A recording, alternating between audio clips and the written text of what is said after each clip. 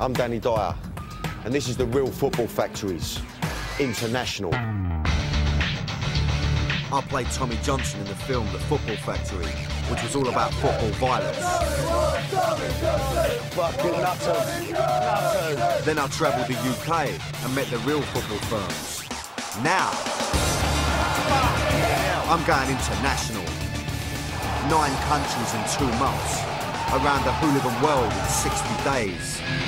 A whole new level of football violence. We'll be in riots. We'll get tear gassed, chased, and even shot at. It's going to be quite a trip.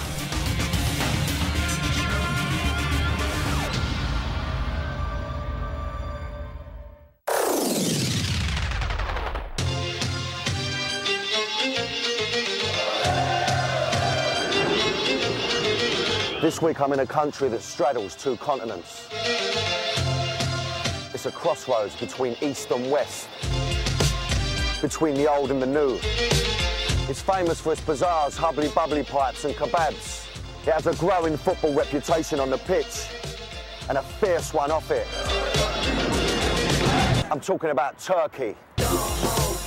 This is a country whose culture is so strongly based on honour that people are prepared to kill to defend it. 2 guys can fight over anything, and sometimes, knives start talking. While the fanaticism of Turkish fans can be exciting, it can also be terrifying. I'll be meeting the Galatasaray firm who are at the centre of the infamous battle where 2 Leeds fans died. And I'll experience the most explosive derby in Europe, Fenerbahce versus Galatasaray. Turkey's the gateway to the Middle East. It's separated by the Bosphorus Straits, with half the country in Europe and the rest in Asia. I start my journey here in Istanbul. Now, the city's also divided by the Straits. Now, we're in one of the hotbeds of world football. The supporters are fanatical. When that passion boils over, the results can be deadly. Welcome to hell.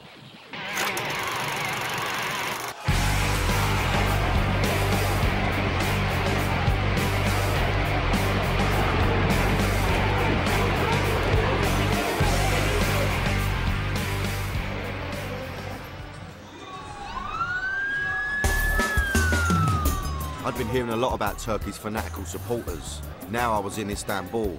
I wanted to find out more about this country and why they had such a reputation for violence. 80% of the Turkish public is living below the poverty line. And when there's poverty, the violence occurs. The violence is also mixed with a widespread knife culture in Turkey. There's really a knife culture in it because it's the easily available weapon, and a lot of young people carry knives around. Now this is different for me. I'm in the Middle East. Iraq and Iran are only next door.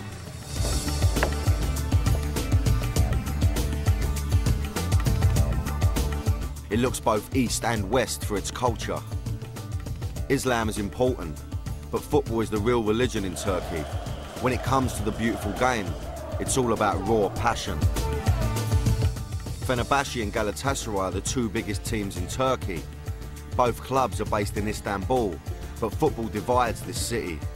It don't matter who you know, 'cause this is real life, real life, real life. The Bosphorus Straits separates these teams, with Galatasaray on the European side and Fenerbahce based on the Asian side of the city.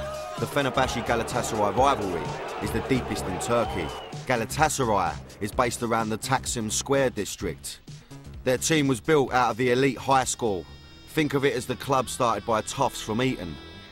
Fenerbahce, on the other hand, see themselves as the people's club. In the First World War, their forefathers ran guns for fighters against us, the British. Whereas Galatasaray used to be the wealthier club because of their European success, poor investment has led to near bankruptcy. New money at Fenerbahce means they have now become the richer of the 2 clubs.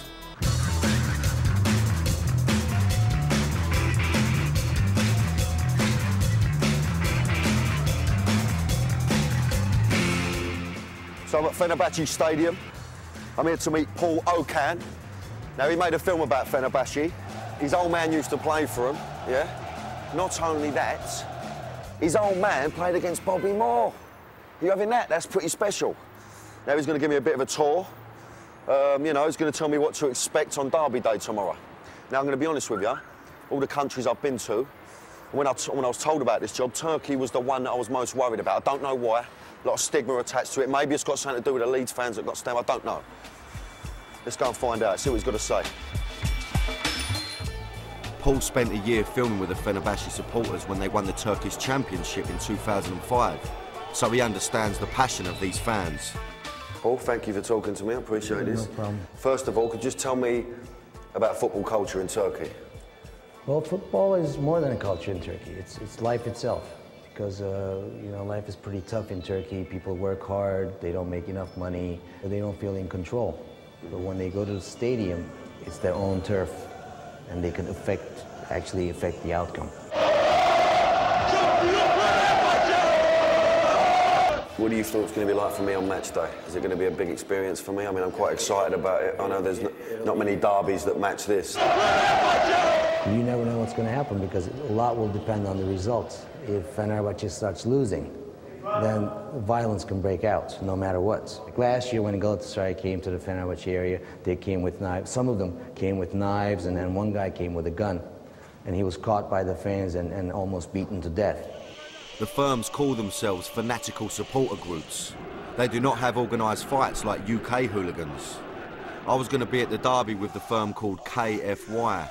I thought I'd better ask Paul if he knew anything about them. This is basically a group called Kill For You. They have violent passion, which can turn into violence. I've got to say, you know, this was the one place when I was told about this show that I was a bit worried about. Now, probably because of the two Brits that were stabbed. Is it fair? Is it a fair thing for me to say that, you know, because of that the Brits maybe feel that there's this rivalry between Turkey and England? What happened was, you know, when the British moon each other, that was considered as a huge insult. Okay. And the fans actually went there and stabbed them. The two Leeds fans were not even involved in the mooning when they were killed. As I said, I was a bit worried about coming to Turkey, and Paul hadn't made me feel any different. When English fans come to Turkey, there can be a real clash of cultures. After the break, we find out how this proved fatal for two Leeds supporters.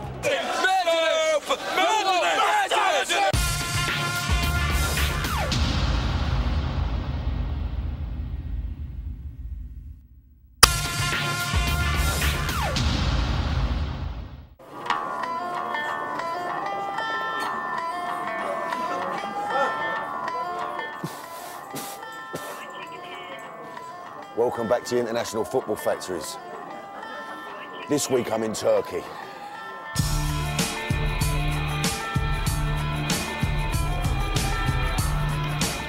I'm in Istanbul, immersing myself in Turkish culture. I'm going to the fierce Fenerbahce Galatasaray derby tomorrow, and I'm going with the Fenerbahce firm called Kill For You. They're fond of their flares, and they're up for a ruck with the police.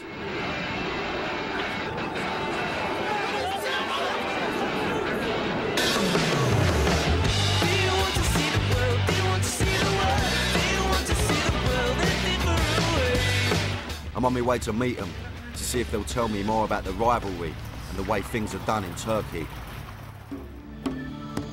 Two of their firm have agreed to meet me at a secret location. These guys are part of a highly organised and closed group.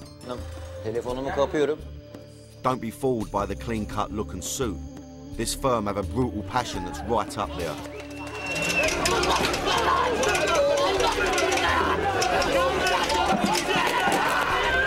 This is the first time that any of these guys have spoken to the media. We began by talking about their enemies, Galatasaray. Of course, we hate Galatasaray. But I'm going to talk personally. My love for Fenerbahce is much stronger than my hate for Galatasaray.